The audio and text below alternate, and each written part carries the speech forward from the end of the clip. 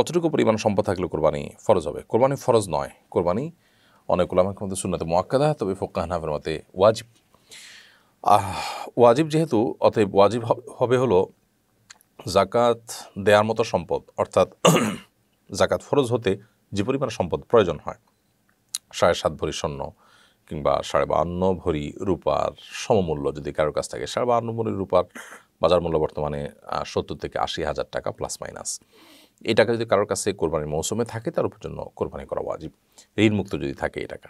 সুমেলা Sobhan মুহাসিনী ARD থেকে আপনি লিখেছেন, কোনো অমুসলিম যদি কাউকে টাকা উপহার দেয়, সে টাকা দিয়ে পশু কিনে কোরবানি দিলে জায়েজ হবে কিনা? কোনো মুসলিম যদি কাউকে টাকা উপহার দেন, তার উপহারের টাকা যদি হালাল হয়, অর্থাৎ কোনো হারাম টাকা না দেয়, আপনি জানেন যে সেটা হালাল টাকা, তাহলে সেক্ষেত্রে সেই টাকা দিয়ে আপনি পশু কোরবানি কিনে কোরবানি করতে পারেন। আরেকজন টাকা দিলে সেটা নিয়ে কোরবানি করা যাবে না, বাট এরকম না। এমনকি আপনাকে কেউ একটা পশু এমনি কিনে দিল, দেওয়ার পর আপনি সেটা কোরবানি দিলেন, সেটাও জায়েজ হবে। যিনি দিয়েছেন তার নিজের কোরবানি নিয়ত করে দেন নাই, এরকম যদি হয় তাহলে সেক্ষেত্রে আপনাকে এমনিতে টাকা দিয়েছেন, আপনার যা খুশি তা করতে পারেন, সেখান থেকে আপনি কোরবানি করেছেন। অথবা আপনাকে একটা পশু দিয়েছেন, পশুটা আপনি চাইলে বিক্রিও করে দিতে পারেন, চাইলে অন্য কিছু করতে পারেন, আপনি এটিতে কোরবানি করেছেন, তাও আপনার কোরবানি বিশুদ্ধ হবে। তাওহিদুল ইসলাম আপনি লিখেছেন, বর্ষাকাল শুরু হয়েছে, এই সময় গাছ লাগানোর উপযুক্ত সময়, বৃক্ষরোপণ সম্পর্কে ইসলামের কোনো নির্দেশনা আছে কি? বৃক্ষরোপণ এর ব্যাপারে অবশ্যই ইসলামী শরিয়ার দিক নির্দেশনা আছে। গাছ লাগানো ইসলামী শরিয়ার দৃষ্টিকোণ থেকে খুবই প্রশংসনীয় কাজ। এটাকে যদি কেউ সাদেকা জারিয়া নিয়ত করেন তাহলে সেটা সওয়াবের কাজ হবে। কেউ যদি এই নিয়তে গাছ লাগান যে আমি গাছ লাগালাম, এর মাধ্যমে আল্লাহ রাব্বুল আলামিন আমাকে আজর দিবেন, সওয়াব দিবেন, তাহলে অবশ্যই তিনি সওয়াব পাবেন।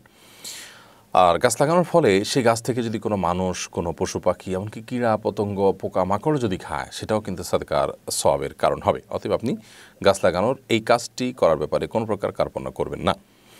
সেই সাথে নবী করিম সাল্লাল্লাহু আলাইহি ওয়াসাল্লাম বলেছেন, কারোর কাছে যদি গাছের কোনো চারা থাকে আর তিনি যদি সেই গাছের চারা হাতে রেখে দেখতে পান যে ইসরাফিল সিংহা ফুৎকার দিবেন, কিয়ামত হবে, তারপরও তিনি যেন গাছের চারাটি লাগিয়ে ফেলেন। কারণ তিনি গাছের চারা লাগানোর ফলে আল্লাহর কাছে তিনি আজর পাবেন। একটু পরে মহাপ্রলয় হবে, ধ্বংস হয়ে যাবে, সেটা তার বিবেচনা করার দরকার নেই, বরং তিনি তার দায়িত্ব পালন করবেন। এমনি নিরো এআইডি থেকে আপনি জানতে চেয়েছেন, হজে ইফরাদ এবং হজে কেরান করার প্রক্রিয়াগুলো একটু ব্যাখ্যা করলে উপকৃত হতাম। হজে ইফরাদ হলো আপনি এহরাম পরে শুধু হজ করবার জন্য যাবেন এবং ওই এহরামই আপনি সোজা মিনায় যাবেন, মিনা থেকে আরাফাত, আরাফাত থেকে মুজদালিফা হয়ে মিনা হয়ে হজের ফরজ কাজগুলো করে শেষ করবেন। অর্থাৎ আগে ওমরা করবেন না, শুধু হজ করবেন। এটা হলো হজে ইফরাদ। আর হজে কেরান হলো আপনি প্রথমে ওমরা করবেন, ওমরা করে ওই অবস্থায় এহরামরত থাকবেন, ওমরা করে শেষ করে আপনি চুল চাচবেন না এবং আপনি এহরাম খুলবেন না, এবং ওই অবস্থায় 8 তারিখে আবার হজও করবেন। তাহলে হজ এবং ওমরা একসঙ্গে করা টানা, সেটা হলো হজে কেরান।